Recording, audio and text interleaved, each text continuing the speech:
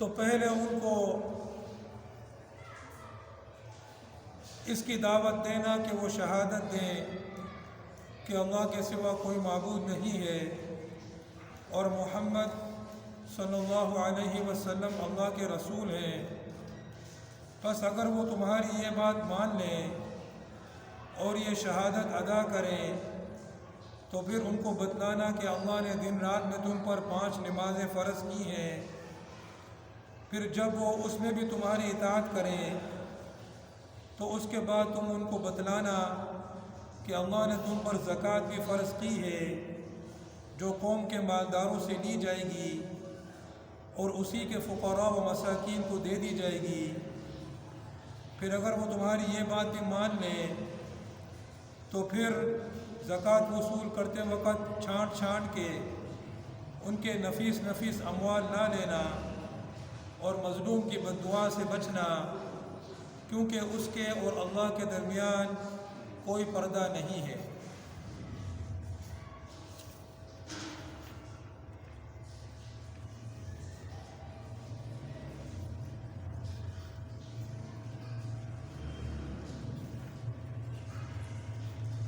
بعض لوگوں کو اس حدیث میں یہ اشکال ہوا ہے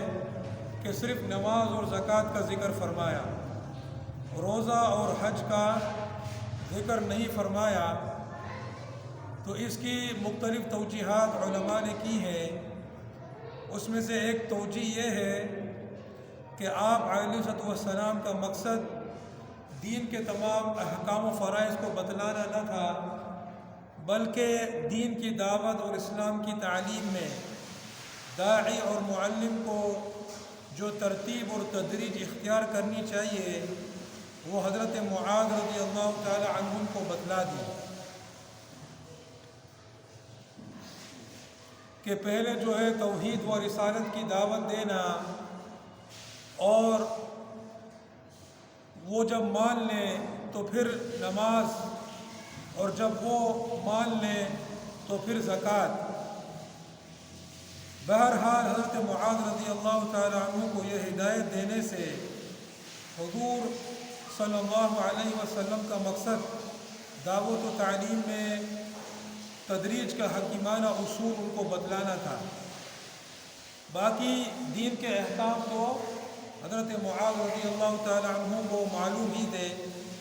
اس لیے اس موقع پر سب کے بیان کرنے کی ضرورت نہ تھی۔ سب سے آخری نصیحت آپ علیہ السلام نے یہ فرمائی کہ دیکھو، مظلوم کی دعا سے بچنا مطلب یہ ہے کہ تم ایک علاقے کے حاکم بن کر جا رہے ہو، دیکھو کبھی کسی پر ظلم اور زیادتی نہ کرنا، کیونکہ مظلوم کی دعا اور اللہ کے درمیان کوئی پردہ حائل نہیں ہے، وہ قبول ہو کے رہتی ہے۔ اور ایک حدیث میں ہے کہ مظلوم کی دعا قبول ہی ہوتی ہے اگرچہ وہ بدکار بھی ہو، تو اس کی بدکاری کا وبال اس کی ذات پر ہے۔ اور ایک روایت میں ہے کہ مظلوم کی بد دعا قبول ہوتی ہے اگرچہ وہ ناشکرہ ہی کیوں نہ ہو، اس کے لیے کوئی روک نہیں ہے۔ یہ حضور پاک علیہ السلام نے جب صحابی معاذ رضی اللہ تعالی عنہ کو یمن کی طرف بھیجا تو ان کو جو ہے یہ ہدایات دی کہ جب تم ان کے پاس جاؤ تو پہلے ان کو شہادت لا الہ الا اللہ محمد رسول اللہ کی دعوت دینا، اور پھر جو ہے جب وہ یہ قبول کریں تو نماز کی،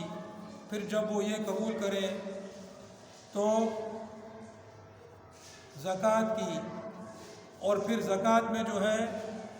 ان کے چھانٹ چھانٹ کر نفیس نفیس اموال نہیں لینا، بلکہ متوسط درجے کے مال لینا۔ کیونکہ مال میں جیسے اگر بکریاں ہیں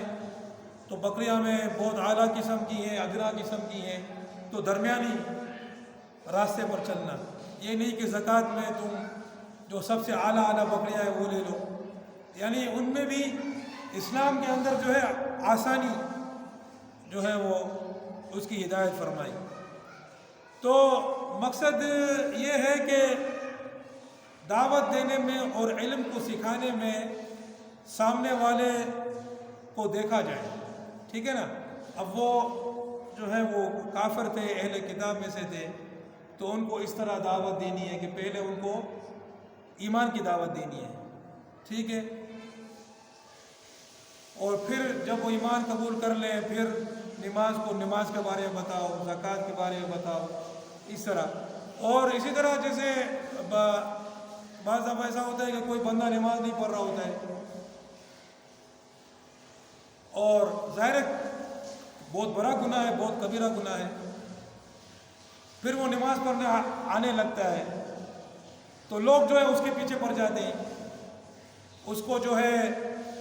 جیسے ابھی ان کو اچھا نہیں لگ رہا ہے کہ اس نے نماز پڑھنا شروع کر دی ہے، بھائی اس نے یہ تو چرسی تھا، موالی تھا، یا چڑیا تھا، یا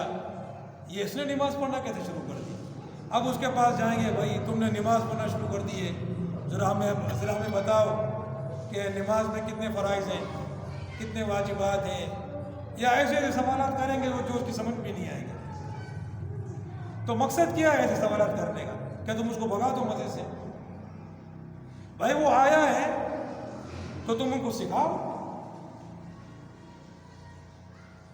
تو وہ سمجھے۔ تو یہ جو ہے حکیمانہ جو حکمت جو ہے اس کے یہ خلاف ہے۔ اب وہ آیا ہے، اس کو اور قریب کرنا ہے نا، اس کو اور قریب کرنا ہے نا، یا اس کو ایسا کرنا ہے کہ وہ بھاگ جائے، سمجھے؟ وہ مسجد میں آیا ہے، اب اس کے ساتھ چلو یار آج ہم نماز کے فرائض کی بات کرتے ہیں، ہم دونوں مل کر، وہ بھی سیکھ جائے گا۔ ہاں چلو یار آج وضو کے فرائض کی بات کر لیتے ہیں، چلو یار آج جو ہے کلمے کی بات کر لیتے ہیں، اس طرح۔ تو یہ جو ہے حکیم حکمت کا جو وہ ہے اس کو مد نظر رکھنا چاہیے۔ اور آخر میں یہ ہے کہ مظلوم کی بد دعا سے بچو،